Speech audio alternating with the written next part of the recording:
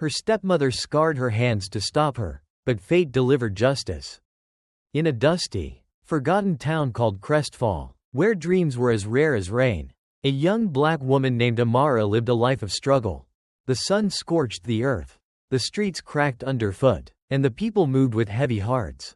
But Amara was different. She had bright eyes, a quiet strength, and a spirit that refused to break, even when the world tried to crush her.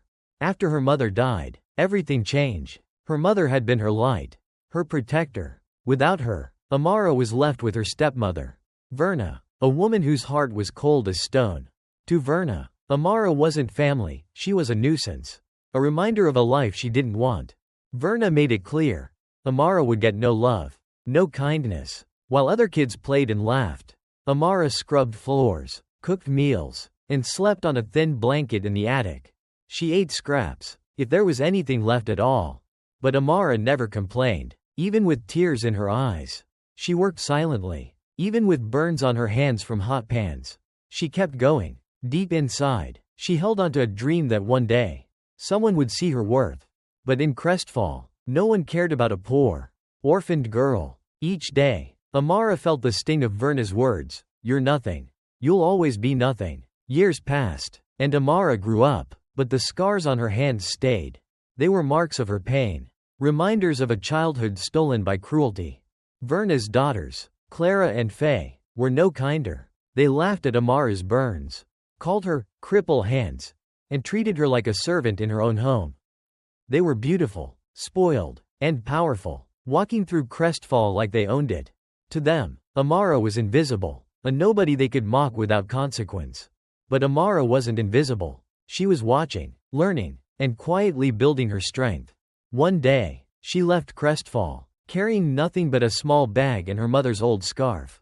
She didn't look back. The world beyond was tough.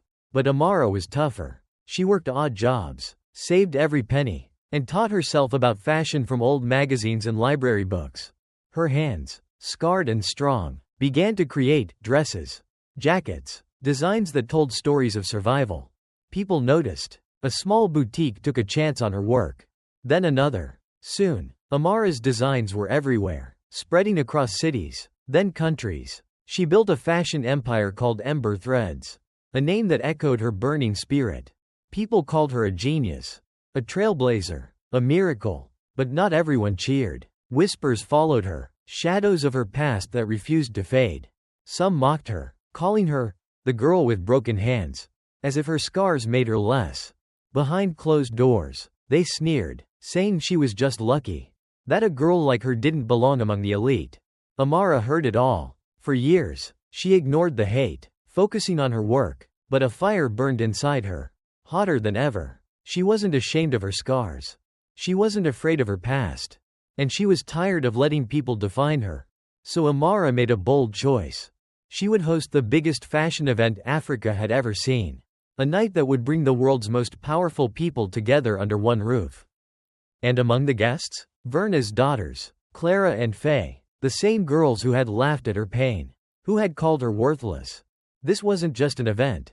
It was her moment, the night she would show the world who she had become. Amara was done with whispers, done with doubts. It was time to make them see her truth. She announced the Starlight Gala, the grandest fashion event Africa had ever known. It wasn't just a party, it was history in the making. Every top designer, every major business leader, every influencer who mattered got an invitation. The media went wild. Headlines screamed about the event no one could miss. Tickets became the hottest prize in the fashion world. Everyone wanted to be there. And so did Clara and Faye. Once, they had everything: beauty, money, power. They had walked through life like queens, believing no one could touch them. But times had changed. Their family's business was falling apart. Their name no longer opened doors. Investors were walking away. Their influence was fading fast. The Starlight Gala was their last chance. If they could charm the right people, they might save themselves. Amara made sure they got their invitations. She wanted them there. She wanted them to walk in thinking they had a shot, believing they were still in charge. What they didn't know was this night wasn't just about fashion. It wasn't about deals or fame. Amara had a plan to show everyone who had ever doubted her, mocked her, or pushed her down that she wasn't just successful, she was unstoppable. The night of the Starlight Gala arrived, and it was pure magic. The venue glowed with silver and gold lights. The red carpet stretched out like a path to the stars. The air buzzed with excitement. The world's biggest designers, celebrities, and business leaders stepped out of sleek cars, dressed in stunning gowns and sharp suits. Cameras flashed. Reporters fought for interviews. Social media exploded with posts about the greatest fashion event ever. In the middle of the glamour, two women walked in, their smiles practiced, their confidence forced. Clara and Faye, Verna's daughters. They had once been the queens of high society, rich, proud, and cruel. They had laughed at Amara's scars, looked down on her, and treated her like dirt. But now, their world was crumbling. Their business was failing. Their lavish lifestyle was slipping away. The investors who once begged to work with them now ignored their calls. Tonight, this gala was their last hope. As they entered, they looked around, stunned. Crystal chandeliers sparkled above. The crowd was elegant, powerful. Journalists captured every moment. This was the world they used to rule. The world they were losing. But they weren't ready to give up. They spotted Amara across the room. She stood at the center of it all, wearing a gown that shimmered like starlight. She wasn't just a businesswoman. She was a legend. People whispered her name with awe, their eyes full of respect. Clara and Faye took a deep breath and walked toward her, their smiles bright, their voices sweet. "Amara," Clara called, her tone dripping with fake joy. "We're so proud of you. Look at this empire you've built." Faye nodded quickly. "We always knew you were special. This event, it's amazing." Amara turned to them, her face calm, unreadable. She studied their fake smiles, their forced words. Years of struggle had taught her to see through people, to spot the lies behind their charm. And right now, she saw their desperation. They weren't here to cheer for her. They weren't here because they cared. They were here because they needed her. But Amara let them talk. She let them pile on compliments, acting like they had never mocked her, never called her useless. When they finished, she gave a small smile. Not warm, not forgiving. A smile that said she knew exactly what they were doing. "How's your business?" she asked casually. Sipping her drink, the sisters glanced at each other. Nervous. "It's been tough," Clara admitted, her voice shaky. "The market's changing so fast. But with the right partners." Faye jumped in. "We know we can bounce back." Amara nodded slowly, as if thinking it over. She could feel their hope, their need for her to throw them a lifeline. For years, they had looked down on her. Now, they stood before her, begging for help. But Amara wasn't the girl they used to bully. She wasn't here to save them. She took another sip, her eyes locked on theirs. With a soft, sharp smile, she said, "I'm sure you'll figure it out." The sisters froze. Their smiles slipped, just for a moment, before they forced them back. They laughed, pretending her words didn't hurt, pretending they weren't breaking inside. But Amara saw it all. And for the first time, they knew they had lost. The night was already unforgettable. But Amara wasn't done. She had waited years for this moment. The moment the world would see her truth, not the polished success story, but the raw, painful journey that made her. The grand hall was packed with the fashion world's elite. Cameras flashed, reporters took notes, and every eye was on her. Amara stood on the stage, confident, her gown catching the golden lights. The room hummed with energy. But she felt the weight of her past. She took a deep breath and spoke. "Many of you know me as the CEO of Ember Threads." She began, her voice clear. The woman who built a fashion empire from nothing. There was emotion in her words. But she stayed strong. "You've read the headlines. You've seen the success." She paused. "But there's something you don't know." The crowd went silent. People leaned forward, curious. Amara's eyes scanned the room. She saw friends who had supported her, doubters who had questioned her, and enemies who had tried to break her. Then she saw Clara and Faye, standing near the back, their fake smiles fading, fear creeping into their eyes. Amara kept going, her voice steady. "I wasn't born rich. I didn't inherit this empire." She paused again. "I built it with my own hands." The room felt heavy with her words. The same hands that were burned. The same hands that were mocked and called worthless. Murmurs rippled through the crowd. Some looked shocked, others confused. Then, in one slow, Deliberate move. Amara lifted her hands and removed her gloves.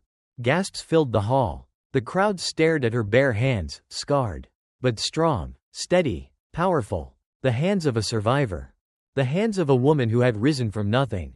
You mocked these hands, Amara said, her voice like thunder. Now they rule the world. For a moment, no one spoke. Her words, her truth, left the room speechless. Then, a single clap broke the silence.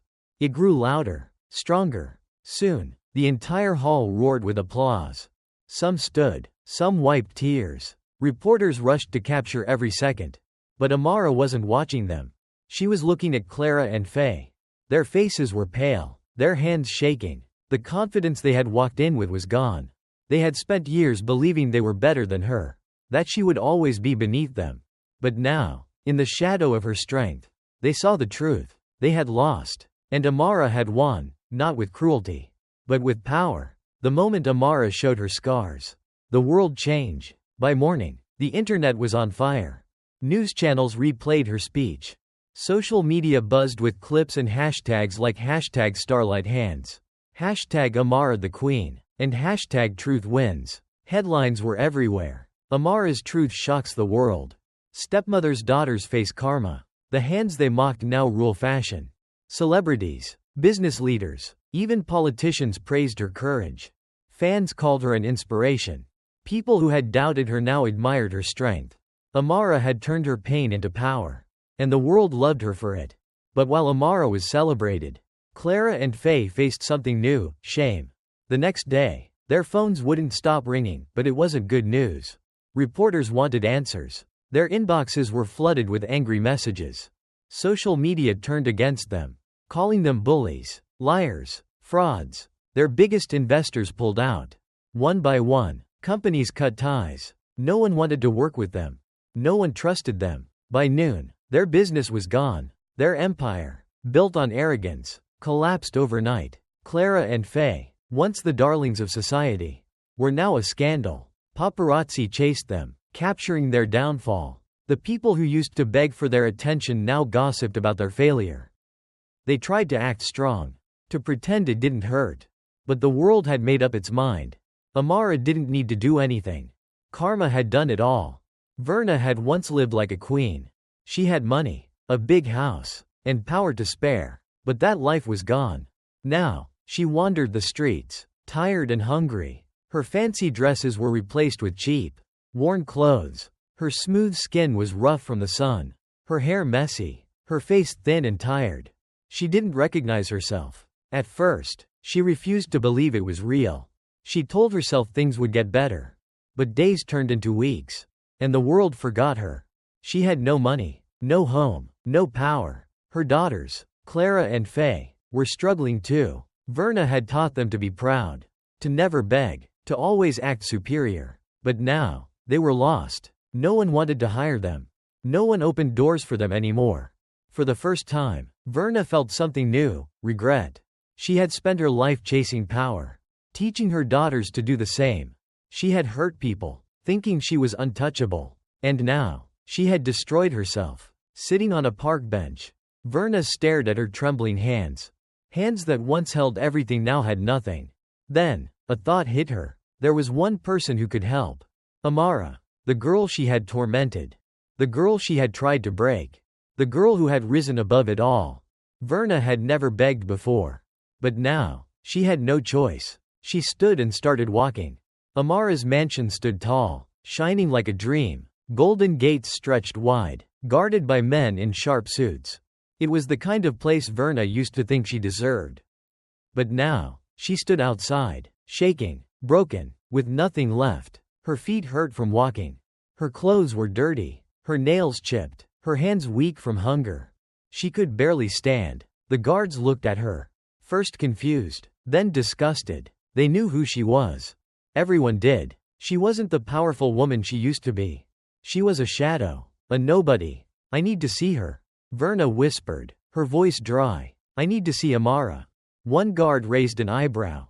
Ms. Amara doesn't see uninvited guests.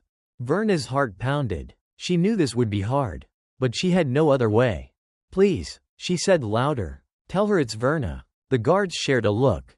One picked up a phone, speaking quietly. After a moment, he nodded. She says you can come in. Verna let out a shaky breath as the gates opened. Each step toward the mansion felt heavier. The golden doors swung open, revealing a world she no longer fit into. And there was Amara. She stood in the center of a grand hall, dressed in a sleek black gown, her presence commanding. The glow of success surrounded her. She wasn't the scared girl Verna once knew. She was power itself. Verna froze. How could she face the woman she had tried to destroy? How could she ask for anything after all she'd done? But desperation won. With a sob, Verna fell to her knees. Amara, she cried, her voice breaking. Please, forgive me. The room went silent. Even the staff nearby stopped. Shocked, Amara stood still, her face unreadable. Her dark eyes studied Verna, the woman who had once laughed at her pain, who had burned her hands and left her to suffer. Verna sobbed, gripping the floor. I was cruel. I was selfish. I've lost everything. She looked up, tears streaming down her face. I don't deserve your help. But I have nowhere else to go. My daughters are suffering. I'm suffering. She choked out the words. Please, Amara, have mercy. For the first time, Verna was begging. But Amara stayed silent. The quiet was heavy, suffocating. Verna searched Amara's eyes for pity, for softness. But there was only calm, steady strength. Amara looked at the woman kneeling before her. The woman who had once ruled with cruelty was now nothing, a broken soul pleading for help. But Amara felt no joy in this. She had already won. The world knew her truth. Still, something inside her paused. She could send Verna away. Let her fade into the streets. It would be fair. It would be justice. But Amara knew real power wasn't about revenge. It was about choosing who you became, even when faced with those who hurt you. She took a step closer, her voice low but clear. You made my life pain, she said, but I didn't let it define me. Verna trembled, waiting. Amara's eyes softened. Just a fraction. I won't give you money or power, she said, but I'll give you a chance. She paused. Work for me. Earn your place. Prove you can change. Verna's sobs quieted. She looked up, stunned. It wasn't forgiveness. Not fully. But it was more than she deserved. Amara turned away, her gown trailing behind her. The guards stepped forward to lead Verna out. As she left, Verna knew one thing. Amara hadn't just won. She had risen above. And in that moment, the world saw not just a queen, but a woman who chose strength over hate, grace over vengeance. Amara's story wasn't over. It was a light, burning brighter than ever, showing the world that scars don't break you, they build you.